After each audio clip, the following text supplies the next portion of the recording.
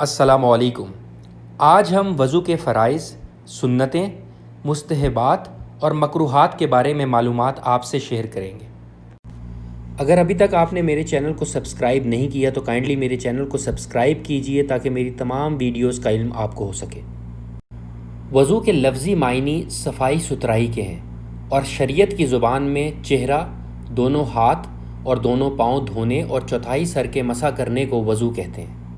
بخاری اور مسلم میں آتا ہے کہ حضرت عثمان رضی اللہ عنہ سے روایت ہے، حضور صلی اللہ علیہ وآلہ وسلم نے ارشاد فرمایا، جس شخص نے وضو کیا اور خوب اچھی طرح وضو کیا تو اس کے جسم کے سارے گناہ نکل جائیں گے، یہاں تک کہ اس کے ناخنوں کے نیچے سے بھی۔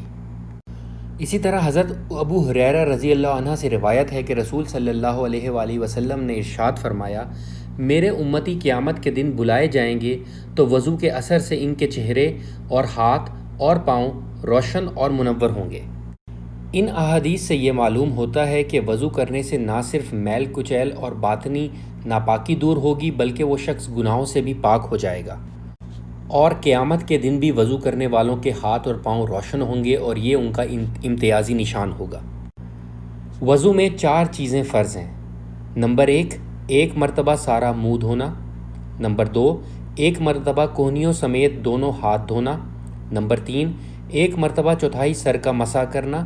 نمبر 4، ایک مرتبہ ٹخنوں سمیت دونوں پاؤں دھونا۔ وضو میں 15 سنتیں ہیں۔ نمبر 1، وضو کی نیت کرنا، یعنی وضو شروع کرنے سے پہلے دل میں ثواب اور اللہ تعالیٰ کی خوشنودی حاصل کرنے کا ارادہ کریں۔ نمبر 2، بسم اللہ کہنا، بسم اللہ الرحمن الرحیم پڑھ کر وضو شروع کریں۔ بعض روایات میں یہ دعا بھی منقول ہے، بسم اللہ العظیم والحمد للہ علی دین الاسلام۔ نمبر 3، دونوں ہاتھوں کو پونچھوں تک دھونا۔ نمبر 4، مسواک کرنا۔ نمبر 5، کلی کرنا۔ کلی 3 بار کریں لیکن ہر بار نیا پانی ہونا چاہیے اور منہ بھر کر ہونا چاہیے، اور کلی میں اس قدر مبالغہ کرنا چاہیے کہ پانی حلق کے قریب تک پہنچ جائے، بشرطے کہ روزے دار نہ ہو۔ اگر روزے دار ہو تو اس قدر مبالغہ نہ کرنا چاہیے۔ نمبر 6، ناک میں پانی ڈالنا۔ ناک میں 3 بار پانی ڈالنا چاہیے، ہر بار نیا پانی ہونا چاہیے اور اس قدر مبالغہ کیا جائے کہ پانی نتنوں کی جڑوں تک پہنچ جائے، بشرطے کہ وضو کرنے والا روزے دار نہ ہو۔ اگر روزے دار ہو تو اس کو زیادہ مبالغہ نہیں کرنا چاہیے۔ نمبر 7، داڑھی کا خلال کرنا۔ خلال کرنے کا طریقہ یہ ہے کہ دانے ہاتھ کے چلو میں پانی لے کر تھوڑی کے نیچے کے بالوں کو جڑوں میں ڈالیں اور ہاتھ کی پشت گردن کی طرف کر کے انگلیاں بالوں میں ڈال کر نیچے سے اوپر کی جانب لے جائیں۔ واضح رہے کہ اگر وضو کرنے والا حج یا عمرے کا احرام باندھے ہوئے ہے تو اسے داڑھی کا خلال نہیں کرنا چاہیے، کیونکہ خلال کرنے سے بال ٹوٹنے کا اندیشہ ہے۔ نمبر 8، ہاتھوں کو انگلیوں کی طرف سے دھونا، نہ کہ کہنیوں کی طرف سے۔ نمبر 9، ہاتھ کی انگلیوں کا خلال کرنا۔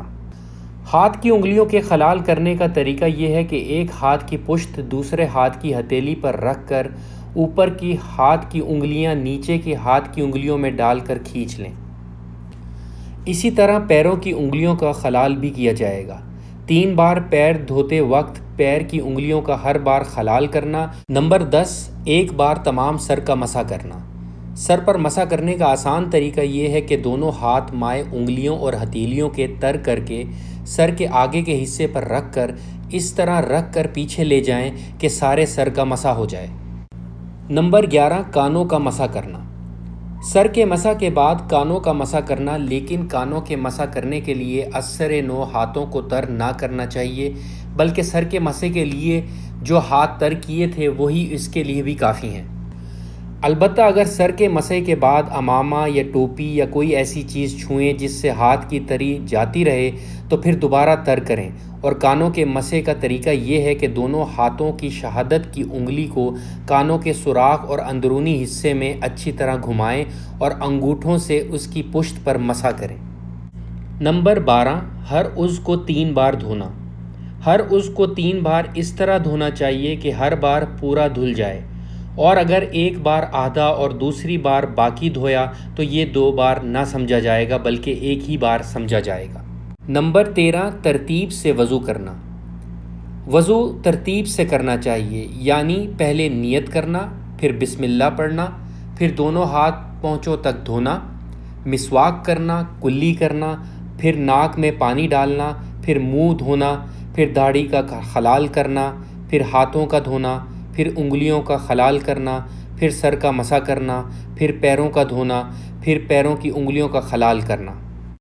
نمبر 14، پے در پے وضو کرنا، یعنی ایک عضو کے دھونے کے بعد دوسرے عضو کے دھونے میں اس قدر دیر نہ کریں کہ پہلا عضو باوجود ہوا اور موسم کے معتدل ہونے کے خشک ہو جائے۔